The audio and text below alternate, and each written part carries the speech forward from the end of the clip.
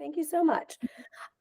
So we're gonna do a case in a moment. So let me just pull that up and that maybe that'll ground us all in like playing with this client conceptualization.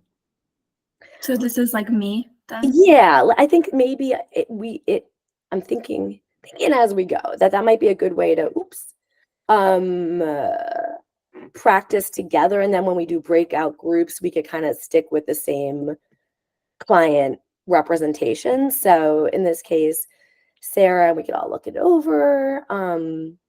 Excessive worries, finances, health, the physical aspects of worry, the restlessness, muscle tension, feeling anxious more days than not. So just obviously just standard GAD representation. Her worries and her discomfort is starting to impact her productivity. It's impacting her relationship. She feels more edgy, harder time enjoying life because so busy, stuck in her worries.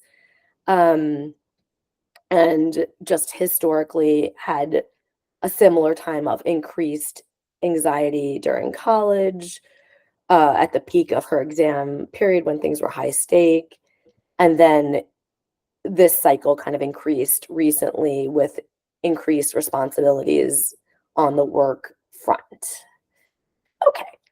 So, and obviously just we could just re make up stuff from there. So, um okay. So, Sarah, as we discussed last week, the really some of your core fears around work and increased responsibility, and the fact it sounds like kind of going to a place of, oh no, they're going to realize I'm a fraud.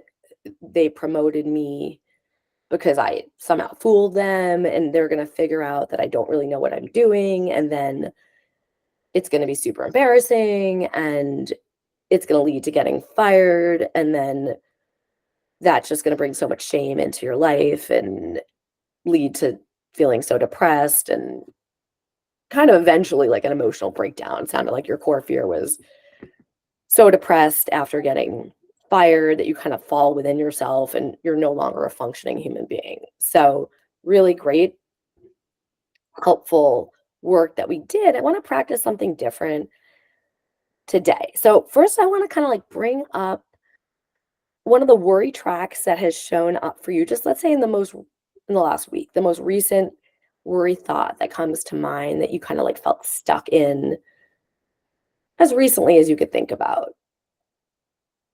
I think maybe more like with the financial concerns that kind of has been coming up this week. Okay. And what does it sound like in there?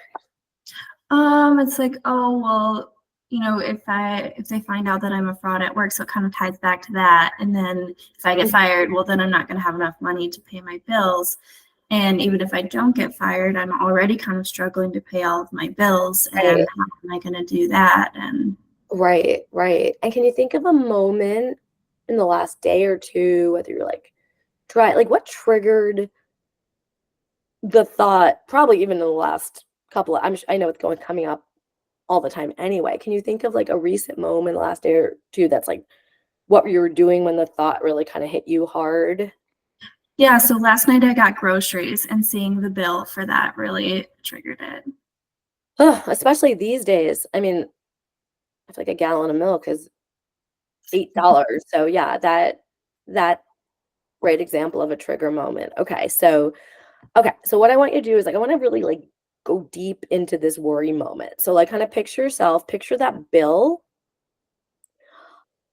with your groceries and feeling like the weight of this financial responsibility that you have for your family and this new position. And so I just want, and I kind of say out loud, like really try to like get stuck. Actually, before we do that, I want to find an alternate anchor. So what we're going to practice doing is switching between really being knee deep in that worry thought, kind of the haze that takes over, like could I pull off groceries even if I don't have this job? Like, I guess there's unemployment, but so you know that loop. So we're going to go between that loop and we're going to practice mindfully engaging in the current moment. So what I want us to do is kind of pick an anchor that represents like the current moment. And there are different ways to do it. Like some people use the breath as an anchor. I would say, given some of the physiological tension and anxiety that like you've been feeling so much of, I'm kind of a little wary of using now focus on the breath because that might trigger the thought like I feel so tense. And so we just want to find an anchor that's kind of neutral. And so I'm just pointing that out that the breath is a nice anchor because it's always with us and that's nice, but we could all use any anchor. Like for example, like the feeling of the weight of like our body on the chair. Uh an anchor could be just I'm just gonna grab something here. Like ooh, pen. Okay, so like say I'm stuck in a worry thought and then I'm just gonna pen and just kind of like feel like this is where I'm placing my attention. So we just want like a neutral anchor. Is there one in your environment? It really could be anything. We just want to practice going between worrying and just a mindful like be here now. Is there something in your environment that I often like kind of fidget with my rings. I oh don't know. cool, Something like that. perfect. Nice. Okay. And so the key is it's just a matter of it's like a spotlight that we're it's going from like focusing fully on our worry thoughts and then we're just taking that light and we're just putting it somewhere else. And the quality of this attention is it's um it's non-judgmental, it's neutral, it's not and the second we're trying to solve something, we're no longer engaging in mindful awareness than like our problem solving brain. So a mindful awareness is just shining light upon something and it's just gently holding that which it's placing attention on. It doesn't have like a it's not trying to do anything. It's just attending to it, okay? So what we're going to do is I kind of want to practice switching between we're going to think I want you to like think about your worry, finances. I'm going to do the same thing myself. I'm going to think about a worry about back to school season and like how I'm going to manage life and time. So I'm going to think about a worry thought and then we're just going to like after a couple seconds I'm just going to say like switch and then we're going to put our attention on this anchor. And then we're going to go back to our worry thought, and then we're going to practice going back to the anchor. And you know what? Maybe we all can do this together. Now that I'm thinking this might be something that I'm sure we all have worries. Why don't we all? So pivoting now, if that's okay with you guys, that how about we all instead practice this of gather a good worry track that you could play or that could play you.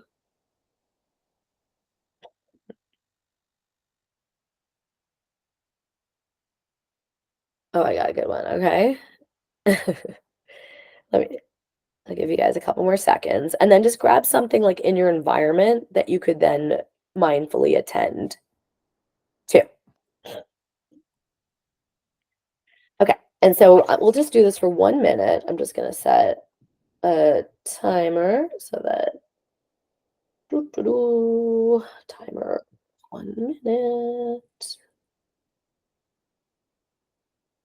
Okay. So step one, like really like lean into your worry, like put your whole self like in the swim in the worry. Okay, let's start with that.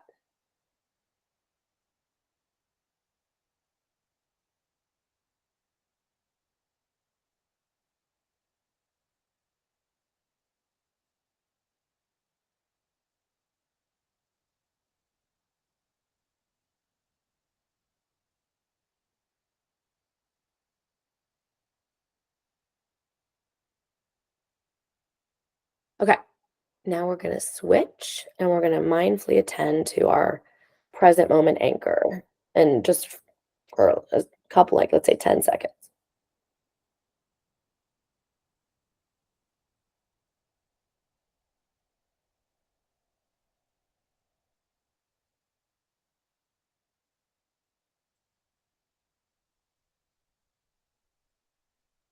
If you notice that worry thought, like, kinda yanking at us, like, that's what they're supposed to do, because 'cause they're trying to help us, and we're not fighting with the worry thought, we're just like, "Okay, I see you in the background, but now I have to do this. I mean you no disrespect, but this is where I'm putting my energy."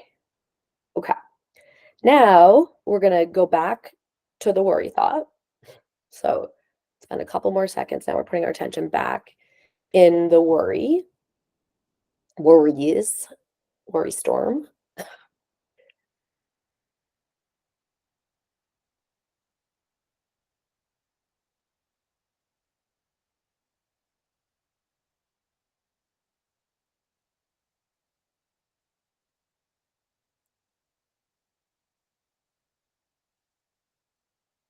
Okay. And now we're gonna do a final shift back for a couple seconds to our present moment anchor.